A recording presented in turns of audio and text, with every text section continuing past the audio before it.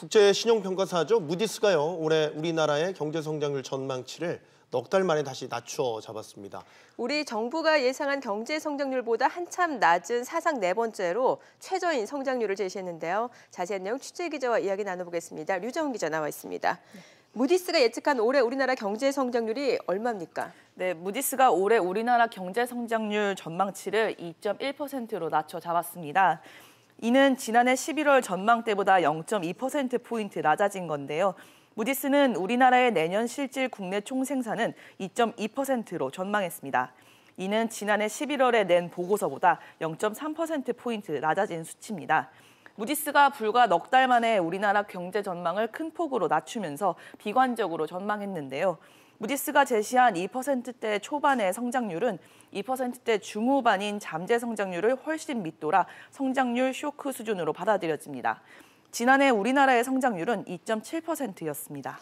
상당히 충격적으로 다가오는 수치가 아닌가 싶은데 다른 곳의 전망치들은 어떤가요? 네, 무디스가 내놓은 올해 성장률은 그동안 국내외 주요 경제 전문 기관들이 내놓은 예측치 중에서 가장 낮은데요.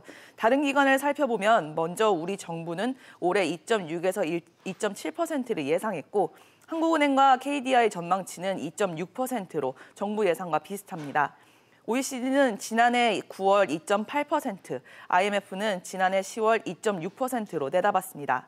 하지만 현대나 LG 같은 민간 경제연구원은 이보다 조금 낮은 2.5%를 제시하고 있습니다. 네, 유난히 무디스가 우리 경제를 이처럼 비관적으로 보게 된 배경이 뭐죠? 네, 무디스는 대외 환경이 우리 경제에 안 좋은 방향으로 흘러가고 있다고 판단을 했습니다. 세계 무역 둔화와 투자 모멘텀 약화를 꼽았는데요. 무디스는 반도체를 필두로 중국의 중간재 수요가 약해지면서 수출과 투자 전망에 악영향을 미쳤다고 분석했습니다. 우리나라의 수출의 5분의 1을 차지하는 반도체 수출이 지난해에는 호황이었지만 최근 석 달 연속 감소했습니다. 지난달 반도체 수출은 지난해보다 약 22억 달러, 25% 급감했습니다. 무디스는 급격한 최저임금 인상에 따른 고용 악화도 하향 조정 배경이라고 밝혔는데요. 지난해 11월부터 무디스는 대외 여건이 불확실해지고 최저임금이 급증하자 기업들이 투자를 미루고 있다며 고용 불안이 소비를 위축시켰다고 진단했습니다.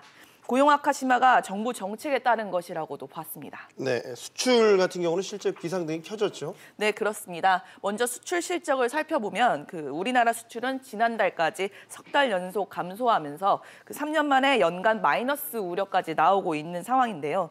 지난달 우리나라 수출은 1년 전과 비교해 11.1% 감소한 395억 6천만 달러를 기록했습니다. 석 달 연속 감소는 지난 2016년 7월 이후 30개월 만에 처음입니다. 네, 이렇게 수출이 급감하면서 정부도 결국 긴급 대책을 내놨죠. 네, 수출 상황이 나빠지면서 어제 정부는 홍남기 경제부총리 주재로 경제활력 대책 회의를 열고 올해 무역금융 235조 원으로 확대하기로 했습니다. 당초 목표보다 3조 원 늘린 건데요.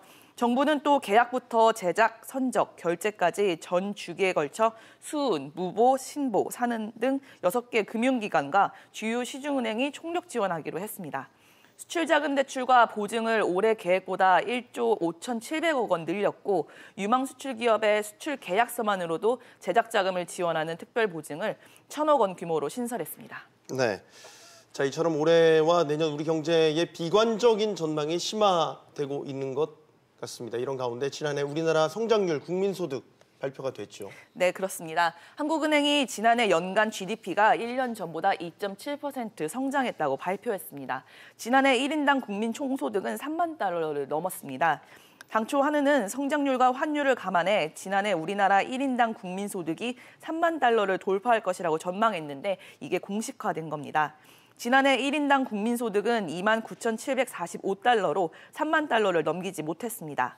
지난해 1인당 국민 총소득은 3만 1,349달러를 기록하면서 국민소득 3만 달러 이상, 인구 5천만 명 이상 조건을 충족하는 30-50 클럽에 가입하게 됐습니다. 네, 3만 달러 진입은 우리나라가 선진국 대열에 합류했다라는 상징성도 있는 것 같은데 체감은 잘 안 되는 것 같아요. 네, 3만 달러 진입은 지난 2006년 2만 달러를 넘어선 지 12년 만에 이룬 성과인데요. 하지만 고용 등 경기가 전반적으로 부진하다 보니 피부로 느껴지기는 좀 어렵다는 지적이 나오고 있습니다. 네, 류정훈 기자 수고했습니다. 잘 들었습니다.